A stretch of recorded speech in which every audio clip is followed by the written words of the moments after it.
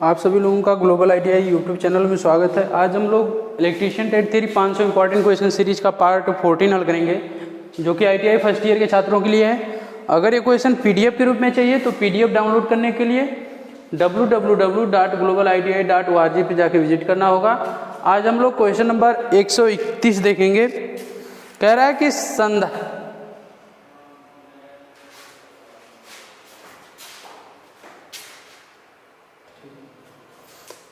Question number 131 में कह रहा है कि संधारित्र के मान को कैसे कम किया जा सकता है। देखिए, अगर हम बात करें समांतर प्लेट संधारित्र को देखें तो ये हमारी मान लीजिए पॉजिटिव प्लेट है और ये हमारी निगेटिव प्लेट है, ठीक है।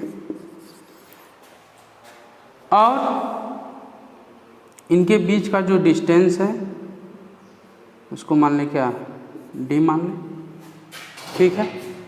तो इस जो संधारित्र हमारा है समांतर प्लेट संधारित्र, इसकी धारिता होती है, और अगर इसका माध्यम क्या हो, हवा हो, माध्यम क्या हो, हवा हो, माध्यम जो हो वो क्या हो, हवा हो, तो वहाँ पे समांतर प्लेट संधारित्र की धारिता कैपिटल C बराबर होता है ε0 A/d। लेकिन अगर कोई अन्य माध्यम हो तो εr हो जाता है, ठीक है। अगर कोई तब माध्यम हवा नहीं होगा, ठीक है, तब यहाँ पे अन्य माध्यम हो जाएगा,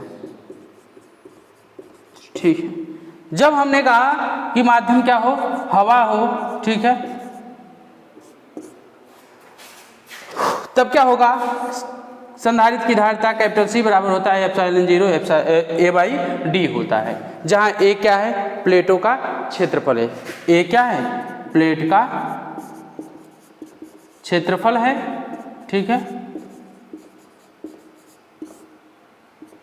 और D क्या है, प्लेटों के बीच की दूरी है।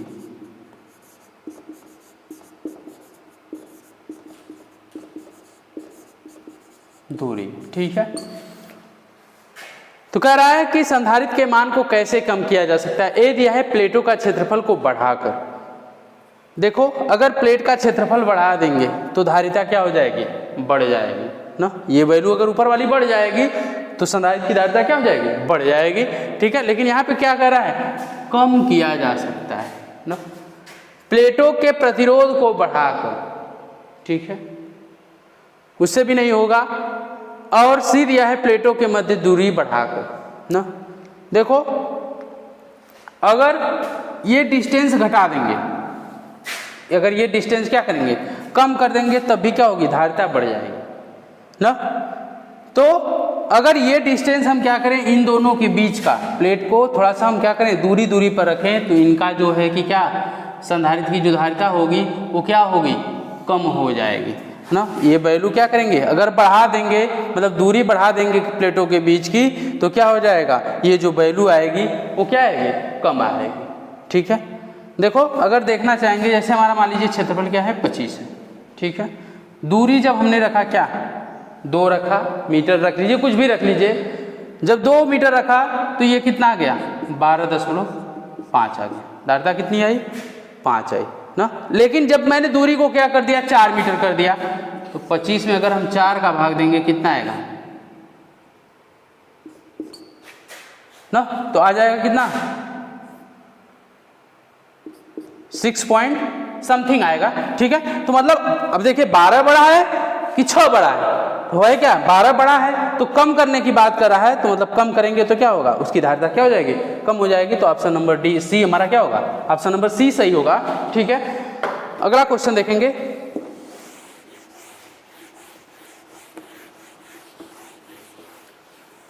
पराचुंबकीय पदार्थ कौन सा है। देखिए, चुंबकीय पदार्थ 3 होते हैं। एक होता है लौह चुंबकीय पदार्थ होता है, एक लौह चुंबकीय पदार्थ होता है। दूसरा होता है हमारा अनुचुंबकीय पदार्थ होता है।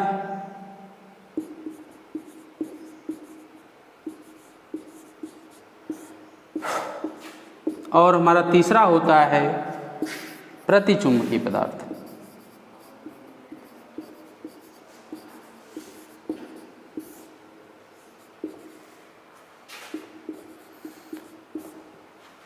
लौह चुंबकीय पदार्थ किसे कहते हैं? वे पदार्थ जिन्हें किसी प्रबल चुंबकीय क्षेत्र के अंदर रखने पर उनमें चुंबकीय गुण आ जाता है ना, तो उन्हें हम क्या कहते हैं? लौह चुंबकीय पदार्थ कहते हैं। वे चुंबकीय पदार्थ जिनको अगर हम किसी प्रबल चुंबकीय क्षेत्र के अंदर रखें तो उसमें भी क्या आ जाए? चुंबकीय गुण आ जाए। इनकी जो चुंबकशीलता होती है उसका मान 1 से 1000 तक होता है। ठीक है, याद रखिएगा, पूछता है कभी कभी लौह चुंबकीय पदार्थ की चुंबकशीलता कितनी होती है, तो उनकी जो चुंबकशीलता होती है 1 से 1000 तक होती है। ठीक है, और इसमें जो पदार्थ आते हैं वो हमारा आता है लोहा आता है, इस्पात आता है और निकिल आता है और कोबाल्ट आता है। ठीक है, दूसरा है अनुचुंबकीय पदार्थ। अनुचुंबकीय पदार्थ वे हैं जिन्हें किसी प्रबल चुंबकीय क्षेत्र के अंदर रखने पर चुंबकीय गुण तो उसमें नहीं आते हैं, लेकिन वायु की अनुपस्थिति के कारण क्या होता है, उसमें चुंबकीय क्षेत्र की तीव्रता का मान क्या हो जाता है? बढ़ जाता है। ठीक है, उस पदार्थ में वायु उपस्थित न होने के कारण उसमें चुंबकीय क्षेत्र का मान बढ़ जाता है। चुंबकीय गुण तो उसमें नहीं आता है, लेकिन उस पदार्थ में वायु उपस्थित नहीं होने के कारण वहां पे चुंबकीय क्षेत्र का मान बढ़ जाता है। ऐसे पदार्थ को हम क्या कहते हैं? अनुचुंबकीय पदार्थ कहते हैं। इसमें हमारा आता है तांबा आता है, एल्यूमिनियम आता है, ठीक है, और मैग्नीन आता है और हमारा आता है प्लेटिनम, और भी पदार्थ हैं। ठीक है, प्रतिचुंबकीय पदार्थ, और इनकी चुंबकशीलता का मान क्या होता है? 1 से अधिक होता है। चुंबकशीलता का मान कितना होता है? 1 से अधिक होता है। और प्रतिचुंबकीय पदार्थ किन्हें कहेंगे? जिन्हें प्रबल चुंबकीय क्षेत्र के अंदर रखने पर उसमें क्या हो? चुंबकीय गुण नहीं आए ना, किसी प्रबल चुंबकीय क्षेत्र के अंदर रखने पर उसमें चुंबकीय गुण नहीं आए। जैसे हम कह सकते हैं क्या, हमारा आता है एंटीमनी हो गया, बिस्मथ हो गया, जल भी हो गया ना, लकड़ी हो गया। ठीक है, ये सब क्या है? प्रतिचुंबकीय पदार्थ। यही बात कर रहा है पराचुंबकीय, वही प्रतिचुंबकीय पदार्थ कर रहा है कौन सा है। ए दिया है वायु, बी दिया है इस्पात, सी दिया है जल और डी दिया है क्या? प्लेटिनम। प्लेटिनम आप देख रहे हैं ये क्या है? अनुचुंबकीय है ना, ये क्या है? अनुचुंबकीय पदार्थ।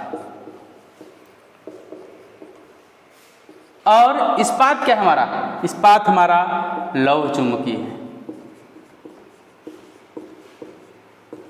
और जल क्या हमारा? प्रतिचुंबकीय या पराचुंबकीय।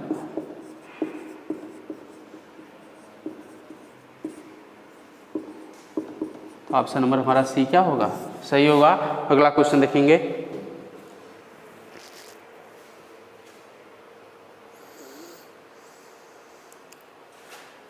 कह रहा है कौन सा कारक विद्युत चुंबक की ध्रुवता को प्रभावित करता है?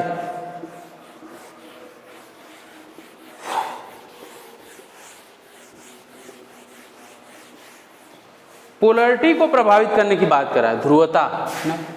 कह रहा है कौन सा कारक विद्युत चुंबक की ध्रुवता को प्रभावित करता है ना। मान लीजिए इस पर मैंने क्या किया, तार को लपेट दिया, कोई प्रणालिका है उस पर मैंने वायर को लपेट दिया और इसमें करंट को फ्लो कराया ना। मान लीजिए हमने क्या किया, सप्लाई दिया। ठीक है, सप्लाई दिया तो दो पोल बने, नॉर्थ और साउथ ना। मैंने सप्लाई दिया, विद्युत चुंबक की बात कर रहे हैं और कह रहा है इनकी पोलरिटी को कौन प्रभावित करता है, मतलब पोलरिटी कब इधर से मतलब डिस्टर्ब होगी ना। ए दिया है कुंडली की लंबाई, तो कुंडली की लंबाई से पोलरिटी जो बनेगी तो वो बनेगी ना, उसमें वो नहीं होगा। ठीक है, मान लीजिए हमने क्या किया, सप्लाई को मान लीजिए हमने डीसी दे दिया। ठीक है, ठीक है। कुंडली की लंबाई, तो लंबाई से मतलब नहीं है, अगर जो मैग्नेटिक फील्ड बन गया ठीक है। बी धारा की दिशा, ठीक है। सी दिया है धारा की शक्ति, डी दिया है चुंबकीय क्षेत्र की शक्ति। देखिए अगर हम इसकी डायरेक्शन को हम बदल दें, जैसे जिधर से मान लीजिए करंट फ्लो कर रही थी ना, अगर हम उसके डायरेक्शन को चेंज कर दें, यही अगर कर दें इधर से फिर, ठीक है, और इसको मैंने बदल दिया, ठीक है, तो क्या हो जाएगा, तब यहाँ पे क्या हो जाएगा, यहाँ पे इसकी क्या हो जाएगी, पोलरिटी भी क्या हो जाएगी, बदल जाएगी। मतलब कि करंट की डायरेक्शन बदलने से चुंबक की या विद्युत चुंबक की पोलरिटी भी क्या हो जाती है, चेंज हो जाती है। जबकि उसकी कुंडली की लंबाई, चुंबकीय क्षेत्र की शक्ति, इससे कोई उसकी ध्रुवता पे प्रभाव नहीं पड़ता है। जब उसकी डायरेक्शन को हम बदल देंगे तो उसकी ध्रुवता क्या हो जाएगी, चेंज हो जाती है। जैसे आप देखते होंगे इसमें क्या होता है, ये डीसी की मैंने बात किया, अगर एसी का मैं बताऊं तो एसी में क्या होता है, एसी में 2 साइकिल होती है, मतलब हाफ साइकिल, हाफ पॉजिटिव और हाफ निगेटिव मिलके क्या बनता है, एक साइकिल बनता है। तो जब पॉजिटिव होता है तो उसकी मतलब पोलरिटी कुछ बनी, मान लीजिए यहाँ बना नॉर्थ साउथ ऐसे बन गया, लेकिन वही जब उसकी दिशा बदल गई मतलब फिर निगेटिव साइकिल आ गया तो यहाँ पे क्या होगी, हाफ पॉजिटिव हाफ निगेटिव। जब हाफ पॉजिटिव बना तो मान लीजिए यहाँ पे नॉर्थ था, यहाँ पे साउथ था, ठीक है, लेकिन जैसे ही हाफ निगेटिव आया फिर ये ध्रुवता क्या हो जाती है, चेंज हो जाती है। तो धारा की दिशा के साथ मैग्नेट या विद्युत चुंबक की पोलरिटी भी बदलती है। तो ऑप्शन नंबर बी हमारा क्या होगा, सही होगा। अगला क्वेश्चन देखेंगे।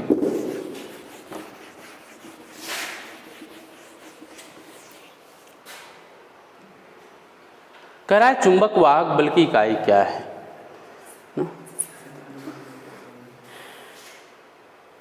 देखिए चुंबक वाहक बल, मैग्नेटिक मोटिव फोर्स, ठीक है, ये इलेक्ट्रोमैग्नेटिक फोर्स की ही तरह होता है। जिस प्रकार विद्युतीय परिपथ में ना क्या करता है, विद्युत वाहक बल क्या करता है, मुक्त इलेक्ट्रॉनों को गति देने का काम करता है, गति प्रदान करता है। उसी प्रकार चुंबकीय परिपथ में चुंबकीय फ्लक्स को गति प्रदान करने का कौन काम करता है, चुंबकीय वाहक बल। चुंबकीय वाहक बल Fm इक्वल टू होता है N इंटू होता है क्या, I, जहाँ N क्या है, टर्न की क्या है, संख्या है, ठीक है, N क्या है, टर्न की संख्या है, और I क्या है, प्रवाहित धारा है, ठीक है, ठीक है। तो यहाँ पे Fm बराबर मैग्नेटिक मोटिव फोर्स बराबर क्या होता है, N इंटू आई होता है, जहाँ N क्या है, टर्न की संख्या है, I प्रवाहित धारा है। तो यहाँ पे अगर हम इसका इकाई देखेंगे तो क्या हो जाएगा, टर्न, और धारा की इकाई क्या होती है, धारा की इकाई क्या होती है, एम्पियर होती है। टर्न एम्पियर या कह सकते हैं एम्पियर, या एम्पियर टर्न, इधर कर सकते हैं एम्पियर टर्न, ठीक है। ए दिया है एम्पियर प्रति मीटर स्क्वायर, ए दिया है, बी दिया है एम्पियर मीटर, सी दिया है एम्पियर टर्न, और डी दिया है एम्पियर प्रति टर्न। तो एम्पियर प्रति टर्न होगा नहीं, एम्पियर टर्न होता है। ऑप्शन नंबर सी क्या होगा, सही होगा। अगला क्वेश्चन देखिए।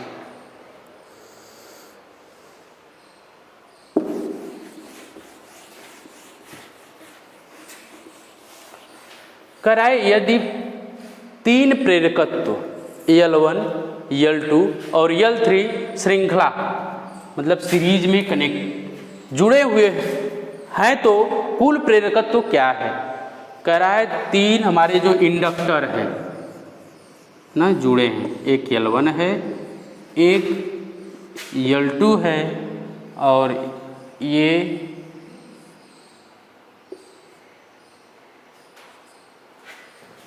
L3, तो इनका संयोजन भी सीरीज परिपथ की ही तरह होता है। इंडक्टर जो होता है, कैपेसिटर का अलग होता है, लेकिन इंडक्टर जो होता है इसका जो संयोजन होता है, जिस प्रकार रेजिस्टेंस का संयोजन होता है, ठीक उसी प्रकार क्या होता है, इंडक्टर का भी संयोजन होता है। तो टोटल इंडक्टेंस L बराबर क्या होता है, L1 plus L2 plus L3 होता है ना। टोटल इंडक्टेंस मतलब प्रेरकत्व equal to L1 plus L2 plus L3, मतलब कि इंडक्टर के केस में जिस प्रकार रेजिस्टेंस में होता है उसी प्रकार संयोजन किस में होता है, इंडक्टर में होता है। ठीक है, R1 R2 R3, तो यहाँ पे हम क्या लिखते हैं, टोटल रेजिस्टेंस RT बराबर क्या लिखते हैं, R1 plus R2 plus R3 लिखते हैं। और कैपेसिटर में क्या लिखते हैं, देखिए C1 C2 और C3 है। ठीक है, तो टोटल सीरीज में है तो क्या लिखते हैं, 1/C इज इक्वल टू लिखते हैं 1/C1 plus 1/C2 plus 1/C3। ठीक है, तो कैपेसिटर केस में अलग होता है, बाकी इंडक्टर और रेजिस्टेंस का सेम होता है। तो ए दिया है टोटल इंडक्टेंस LT बराबर L1 into L2 into L3 into 2 होगा नहीं, जुड़ता है। ठीक है, B LT is equal to L1 plus L2 plus L3, तो ऑप्शन नंबर बी हमारा क्या होगा, सही होगा। अगला क्वेश्चन देखेंगे।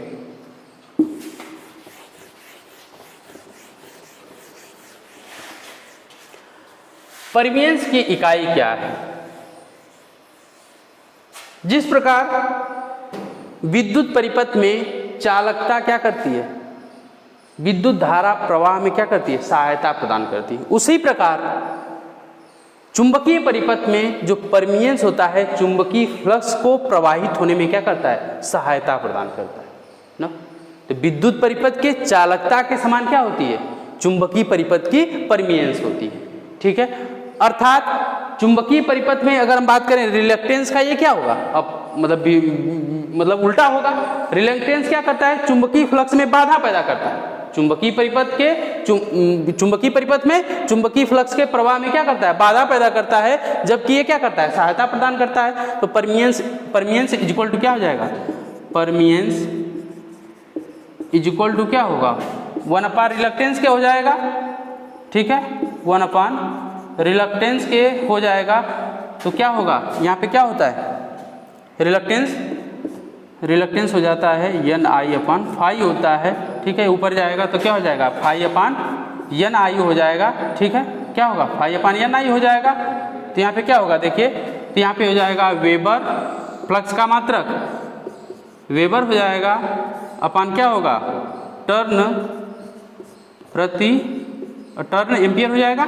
ठीक है, तो हो जाएगा क्या, फ्लक्स का मात्रक वेबर, एन क्या है, टर्न है, और धारा का मात्रक क्या होता है, एम्पियर होता है। तो वेबर प्रति टर्न एम्पियर या एम्पियर टर्न भी लिख सकते हैं। ठीक है, तो यहाँ पे ए दिया है एम्पियर टर्न, ये तो किसका मात्रक है या इकाई है, ये हमारा चुंबकीय वाहक बल की है। ठीक है, बी क्या दिया है, वेबर प्रति एम्पियर टर्न। ठीक है, और सी दिया है एम्पियर टर्न प्रति वेबर, ये रिलक्टेंस का है।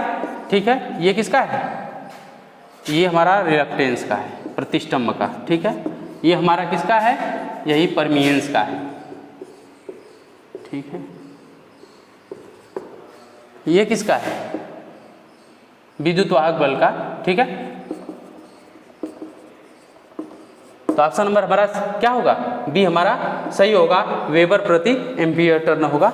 ठीक है, अगला क्वेश्चन देखेंगे।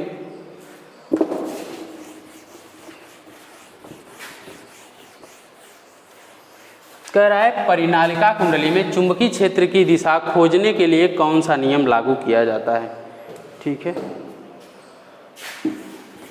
ए दिया है कार्क स्क्रू नियम, बी दिया है दाहिने हाथ की हथेली का नियम, सी दिया है फ्लेमिंग के बाएं हाथ का नियम, डी दिया है फ्लेमिंग के दाएं हाथ का नियम। देखिए, जो कार्क स्क्रू होता है, कार्क स्क्रू रूल है, वो मैक्सवेल ने ही दिया था, और दाहिने हाथ की हथेली का नियम भी मैक्सवेल ने ही दिया था। तो इसलिए हम कहते हैं दाहिने हाथ की हथेली के नियम को मैक्सवेल का दाएं हाथ का नियम भी कह सकते हैं। ठीक है, पहले देख लेते हैं कार्क स्क्रू नियम क्या है।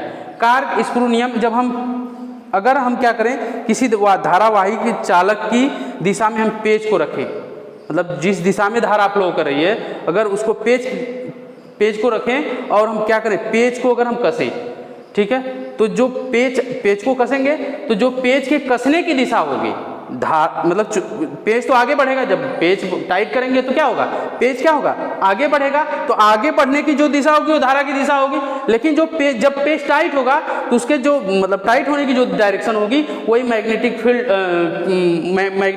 फ्लक्स या मैग्नेटिक फील्ड की डायरेक्शन होती है। ठीक है।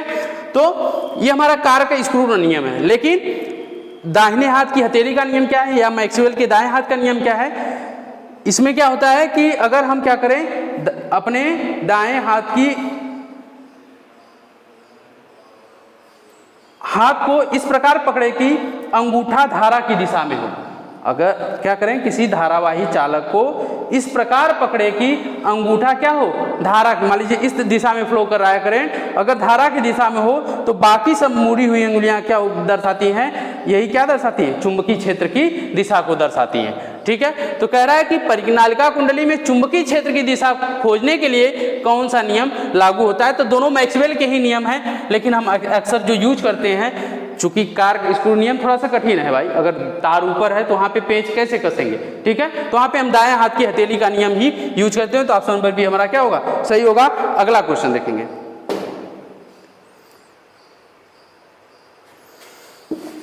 कह रहा है सीरीज परिपथ की कुल संधारिता की गणना कीजिए। ठीक है, हाँ, ये 10 माइक्रोफैरेड, ये 10 माइक्रोफैरेड है, और हमारा क्या है 20 माइक्रोफैरेड। ठीक है,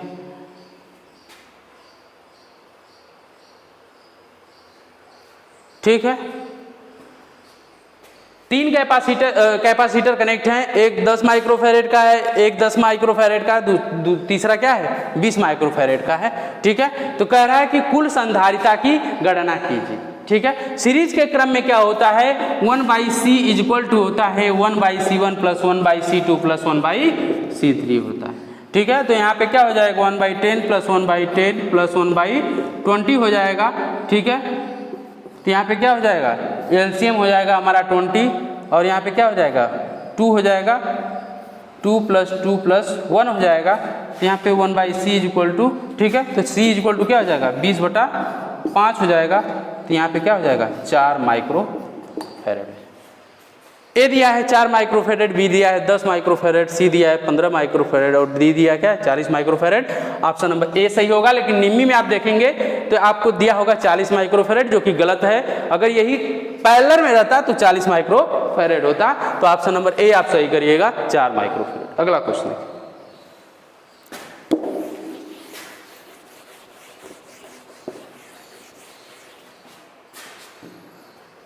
कह रहा है श्रृंखला में विभिन्न वोल्टेज रेटिंग के संधारित्र को जोड़ने से पहले क्या सावधानी बरतनी चाहिए। कह रहा है कि मान लीजिए अलग अलग रेटिंग के जो भी हैं वोल्टेज रेटिंग के कैपेसिटर हैं, अगर उनको हम क्या करें सीरीज में कनेक्ट करें तो उनके लिए क्या सावधानी होनी चाहिए। ए दिया है सभी कैपेसिटर एक ही निर्माता के होने चाहिए, ये गलत है ना। कंपनी से मतलब नहीं होता है कि कौन सी कंपनी डिजाइन कर रही है, बल्कि हम देखते हैं कि वो कितने रेटिंग का है ना। ठीक है, तो हम कैपेसिटर के केस में नहीं देखेंगे कि एक ही कंपनी का कैपेसिटर ही लगाएं। ठीक है, तो ये गलत है। बी दिया है प्रत्येक कैपेसिटर वोल्टेज ड्रॉप इसकी वोल्टेज रेटिंग से कम होना चाहिए। ठीक है, सी दिया है कुल कैपेसिटर का मान संधारित्र के न्यूनतम मान से कम होना चाहिए। ठीक है, न्यूनतम मान से कम होना चाहिए, ये भी गलत है। ठीक है, कैपेसिटर का मान संधारित्र के कुल कैपेसिटर का मान बोल रहा है कि संधारित्र के न्यूनतम मान से भी कम होना चाहिए, ये गलत है। ठीक है, तो संधारित्र के न्यूनतम मान से मतलब नहीं है कैपेसिटर का मान उससे भी अधिक आ सकता है, ऐसा नहीं है। डी दिया है प्रत्येक संधारित्र का ब्रेकडाउन वोल्टेज समान होना चाहिए, ये भी गलत है। ठीक है, सबका अलग अलग ब्रेकडाउन वोल्टेज होगा, जैसी उनकी रेटिंग होगी। नहीं, कैपेसिटर का क्रम जोड़ने में ऐसा नहीं है कि ये 2 माइक्रोफैरेड का ही सेम लगाएंगे। जब 2 माइक्रोफैरेड का रहेगा सब, तब ना इनका ब्रेक डाउन वोल्टेज समान होगा। जब एक 2 माइक्रोफैरेड का है, एक 5 माइक्रोफैरेड का है, एक 10 माइक्रोफैरेड का है, तो इनका ब्रेक डाउन वोल्टेज कहाँ समान होगा, तो इसलिए हम इसको भी नहीं लेते हैं। ठीक है, तो प्रत्येक कैपेसिटर का वोल्टेज ड्रॉप जो होगा इसकी वोल्टेज रेटिंग से कम होना चाहिए।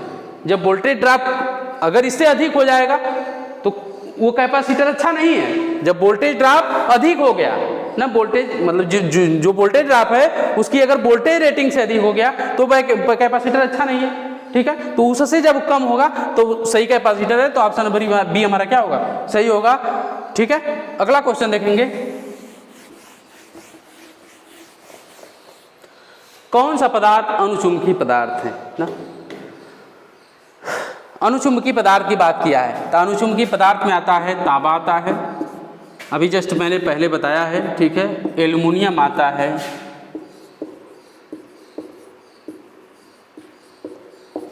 मैग्नीन आता है और हमारा प्लेटिनम आता है, ठीक है। ए दिया है क्लीट वायरिंग, वायरिंग कहाँ अणुचुंबकीय पदार्थ होगा, तो ये तो गलत है, ठीक है। बी दिया है तांबा, सी दिया है बिस्मथ और डी दिया है ग्रेफाइट। बिस्मथ जो होता है हमारा, ये हमारा होता है प्रति या पैराचुंबकीय पदार्थ, पराचुंबकीय ना, पराचुंबकीय पदार्थ होता है, ठीक है। ये क्या है, यही तो हमारा क्या है, अणुचुंबकीय पदार्थ।